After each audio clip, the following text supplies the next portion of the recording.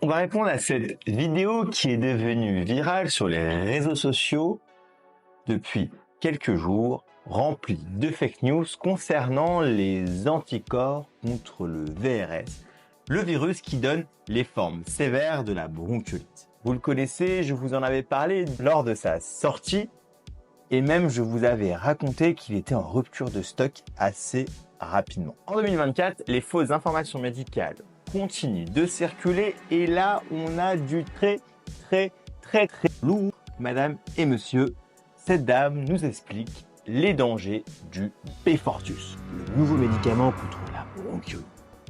Allez, installez-vous, prenez des pop-corn, on va regarder et analyser cette vidéo. Je vais essayer de répondre à toutes ces affirmations fausses en m'appuyant sur les études principales qui ont été réalisés pour évaluer ce nouveau traitement.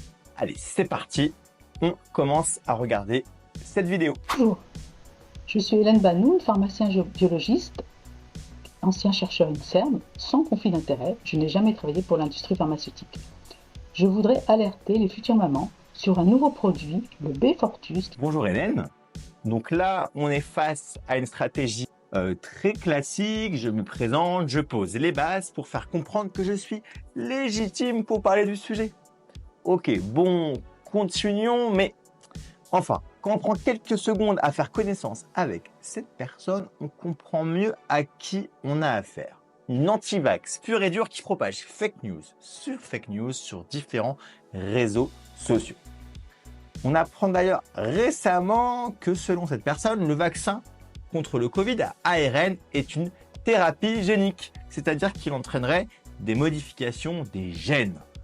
Bon, vous voyez un peu le niveau de ces affirmations. Continuons. Je voudrais alerter les futures mamans sur un nouveau produit, le Beyfortus, qui va leur être proposé dès la maternité pour protéger leur bébé contre la bronchiolite. Ce produit ne réduit pas le risque d'hospitalisation pour les bébés fragiles. Ce produit ne réduit pas le nombre d'hospitalisations pour les bébés fragiles. Voici ce qu'elle nous dit. Non. Et pour preuve, dans l'étude Mélodie, on note une baisse de plus de 80% des hospitalisations pour bronchiolite AVRS chez les bébés qui ont reçu les anticorps versus ceux sans anticorps.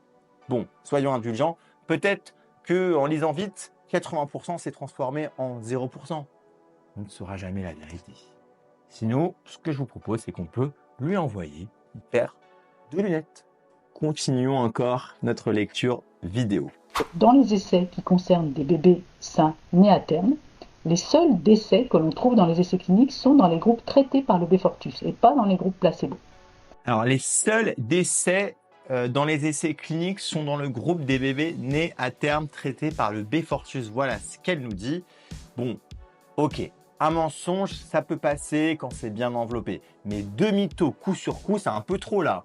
On commence à ne plus vous croire. Il faut changer de stratégie, madame. Donc, non, cette affirmation est fausse, car dans une des cohortes avec près de 8000 bébés, il n'y a aucun décès constaté, que ce soit sur le groupe des bébés vaccinés, enfin qui ont reçu les anticorps, et dans le groupe des bébés qui n'ont reçu qu'un placebo. Et pour continuer, j'ai fait également mes recherches, lu les études et dans une des cohortes de plus de 1500 bébés, on constate 4 décès dans le bras des bébés avec anticorps et 0 dans le bras des bébés non vaccinés.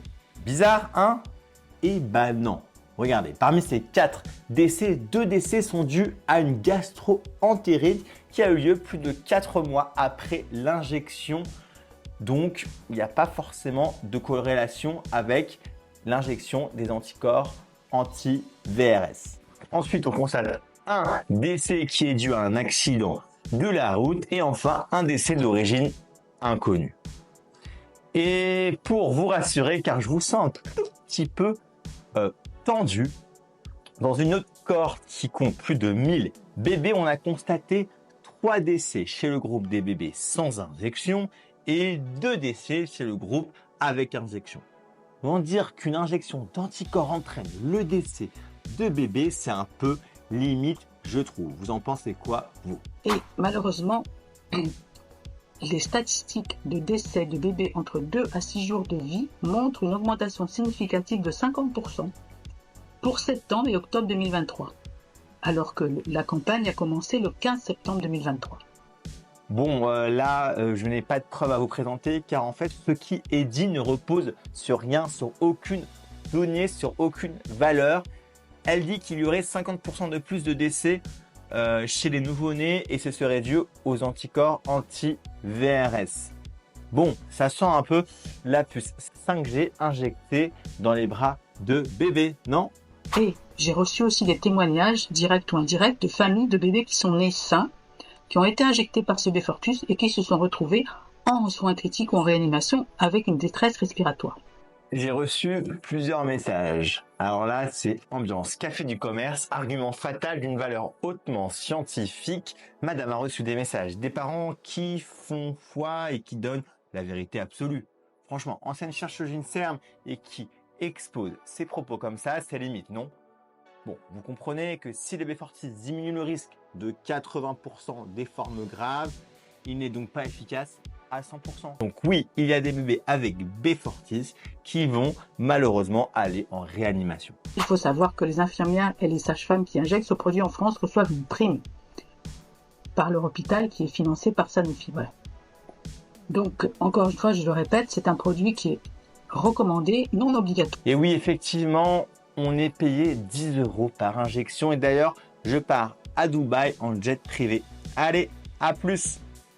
Bon bref, dites-moi si vous avez reçu une prime en commentaire pour ceux qui ont réalisé ces injections. On clôture cette vidéo dangereuse pour les enfants et les parents et je vous dis à bientôt pour de nouvelles vidéos. Ciao!